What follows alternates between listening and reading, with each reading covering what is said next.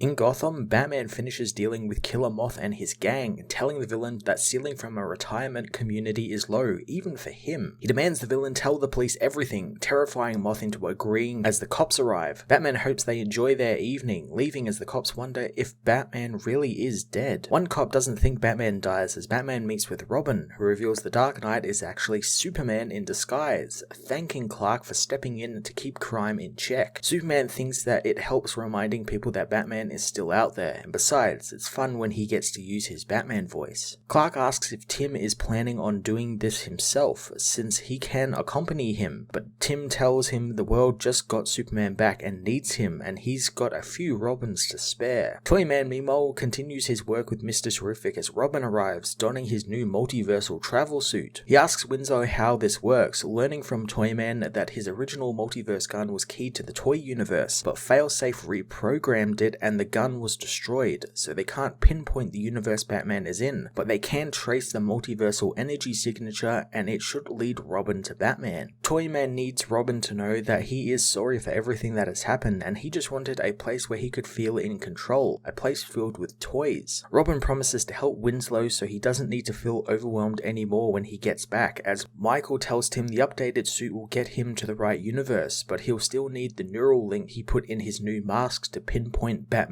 location. Tim asks if all he needs to do is think about Batman, and Michael jokes about clicking his heels 3 times as well, assuring Tim that he will do fine. He warns Tim though that Batman will be in trouble, hence why they haven't heard from him, so he'll need to be careful. Tim explains that's why he redesigned the suit, since he wants Bruce to see Robin is coming to save him. Robin disappears into the multiverse as in an Arab desert. Janet Drake tells her guide of the sandstorm that's coming, so they need to call off the dig. Tim appears in the desert, his subconscious drawing him to her from the multiverse. Janet has a lot of questions for her son, running to hug him. She realizes that this is not her Tim, and Robin tells her that he's from somewhere else, but he needed to see her for a moment. Tim tells his mother about where he's from and who he is and how he lost his version of his parents. Janet asks if he has anyone to take care of him, and Tim tells her about the family he has and how he's got to go help one of them now. Janet doesn't understand how all of this could have happened, but she knows in her heart it was to show her that every version of her son is a good one. Before Tim leaves, she asks what the R on his costume stands for, learning that it's Robin, which she thinks is from her mother's favourite Emily Dickinson poem that was read at her funeral. She is glad to have been alive to see this as Robin disappears back into the bleed, heading back into the multiverse to find Batman.